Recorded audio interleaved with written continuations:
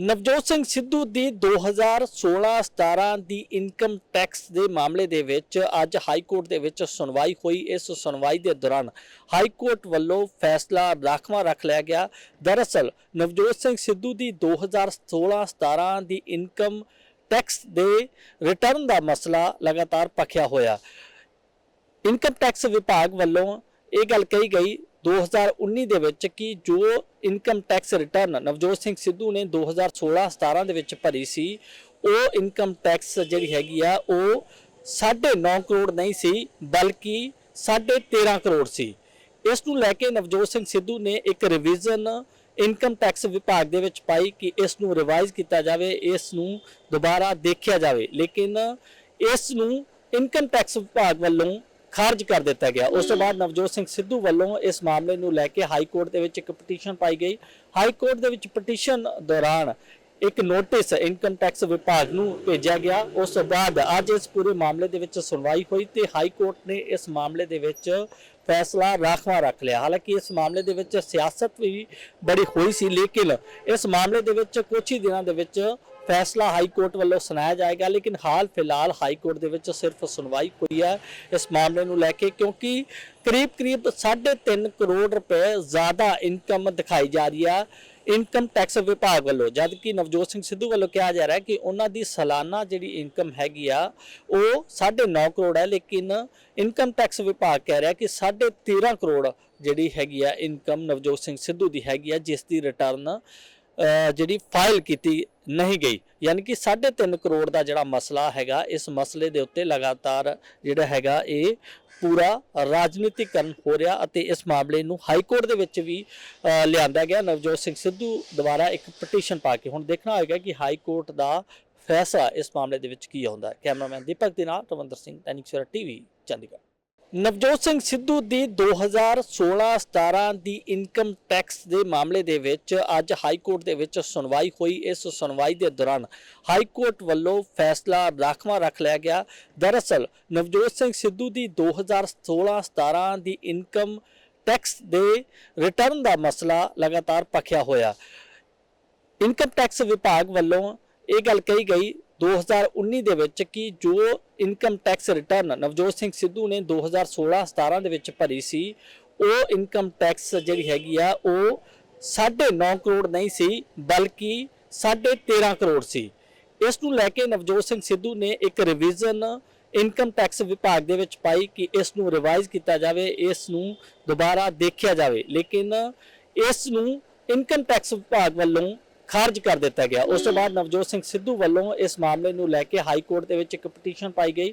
High court के petition दौरान एक नोटिस इनकम टैक्स विभाग को भेजा गया। उस तो बाद अज इस पूरे मामले के सुनवाई हुई तो हाई कोर्ट ने इस मामले के फैसला राखवां रख लिया। हालांकि इस मामले के सियासत भी बड़ी हुई सी, लेकिन इस मामले के कुछ ही दिनों के फैसला हाई कोर्ट वालों सुनाया जाएगा। लेकिन हाल फिलहाल हाई कोर्ट के सिर्फ सुनवाई हुई है इस मामले को लैके, क्योंकि करीब 3.5 करोड़ रुपए ज़्यादा इनकम दिखाई जा रही है इनकम टैक्स विभाग वालों, जबकि नवजोत सिंह सिद्धू वालों कहा जा रहा है कि उन्होंने सालाना जी इनकम हैगी आ वो 9.5 करोड़ है, लेकिन इनकम टैक्स विभाग कह रहा है कि 13.5 करोड़ जी हैगी आ इनकम नवजोत सिंह सिद्धू की हैगी आ, जिसकी रिटर्न जी फाइल की नहीं गई। यानी कि 3.5 करोड़ का जोड़ा मसला हैगा, इस मसले के उत्ते लगातार जोड़ा हैगा ये पूरा राजनीतिकरण हो रहा और इस मामले को हाई कोर्ट के भी लिया गया। नवजोत सिंह सिद्धू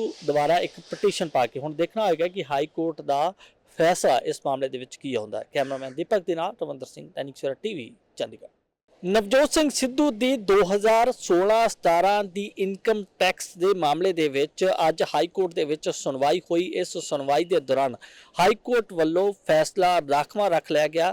दरअसल नवजोत सिंह सिद्धू की 2016-17 की इनकम टैक्स के रिटर्न का मसला लगातार भखिया होया।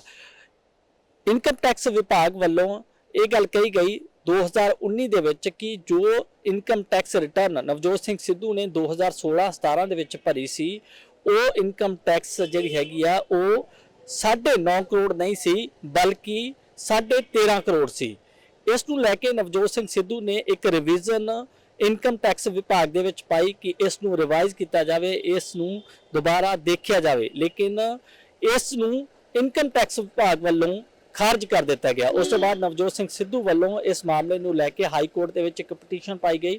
ਹਾਈ ਕੋਰਟ ਦੇ ਵਿੱਚ ਪਟੀਸ਼ਨ ਦੌਰਾਨ ਇੱਕ ਨੋਟਿਸ ਇਨਕਮ ਟੈਕਸ ਵਿਭਾਗ ਨੂੰ ਭੇਜਿਆ ਗਿਆ। ਉਸ ਤੋਂ ਬਾਅਦ ਅੱਜ ਇਸ ਪੂਰੇ ਮਾਮਲੇ ਦੇ ਵਿੱਚ ਸੁਣਵਾਈ ਹੋਈ ਤੇ ਹਾਈ ਕੋਰਟ ਨੇ ਇਸ ਮਾਮਲੇ ਦੇ ਵਿੱਚ ਫੈਸਲਾ ਰਾਖਵਾਂ ਰੱਖ ਲਿਆ। ਹਾਲਾਂਕਿ ਇਸ ਮਾਮਲੇ ਦੇ ਵਿੱਚ ਸਿਆਸਤ ਵੀ ਬੜੀ ਹੋਈ ਸੀ, ਲੇਕਿਨ ਇਸ ਮਾਮਲੇ ਦੇ ਵਿੱਚ ਕੁਝ ਹੀ ਦਿਨਾਂ ਦੇ ਵਿੱਚ ਫੈਸਲਾ ਹਾਈ ਕੋਰਟ ਵੱਲੋਂ ਸੁਣਾਇਆ ਜਾਏਗਾ। ਲੇਕਿਨ ਹਾਲ ਫਿਲਹਾਲ ਹਾਈ ਕੋਰਟ ਦੇ ਵਿੱਚ ਸਿਰਫ ਸੁਣਵਾਈ ਹੋਈ ਹੈ ਇਸ ਮਾਮਲੇ ਨੂੰ ਲੈ ਕੇ, ਕਿਉਂਕਿ ਕਰੀਬ 3.5 ਕਰੋੜ ਰੁਪਏ ਜ਼ਿਆਦਾ ਇਨਕਮ ਦਿਖਾਈ ਜਾ ਰਹੀ ਹੈ ਇਨਕਮ ਟੈਕਸ ਵਿਭਾਗ ਵੱਲੋਂ, ਜਦ ਕਿ ਨਵਜੋਤ ਸਿੰਘ ਸਿੱਧੂ ਵੱਲੋਂ ਕਿਹਾ ਜਾ ਰਿਹਾ ਹੈ ਕਿ ਉਹਨਾਂ ਦੀ ਸਾਲਾਨਾ ਜਿਹੜੀ ਇਨਕਮ ਹੈਗੀ ਆ ਉਹ 9.5 ਕਰੋੜ ਹੈ, ਲੇਕਿਨ ਇਨਕਮ ਟੈਕਸ ਵਿਭਾਗ ਕਹਿ ਰਿਹਾ ਕਿ 13.5 ਕਰੋੜ ਜਿਹੜੀ ਹੈਗੀ ਆ ਇਨਕਮ ਨਵਜੋਤ ਸਿੰਘ ਸਿੱਧੂ ਦੀ ਹੈਗੀ ਆ, ਜਿਸ ਦੀ ਰਿਟਰਨ ਜਿਹੜੀ ਫਾਈਲ ਕੀਤੀ ਨਹੀਂ ਗਈ। ਯਾਨੀ ਕਿ 3.5 ਕਰੋੜ ਦਾ ਜਿਹੜਾ ਮਸਲਾ ਹੈਗਾ, ਇਸ ਮਸਲੇ ਦੇ ਉੱਤੇ ਲਗਾਤਾਰ ਜਿਹੜਾ ਹੈਗਾ ਇਹ ਪੂਰਾ ਰਾਜਨੀਤੀਕਰਨ ਹੋ ਰਿਹਾ ਅਤੇ ਇਸ ਮਾਮਲੇ ਨੂੰ ਹਾਈ ਕੋਰਟ ਦੇ ਵਿੱਚ ਵੀ ਲਿਆਂਦਾ ਗਿਆ ਨਵਜੋਤ ਸਿੰਘ ਸਿੱਧੂ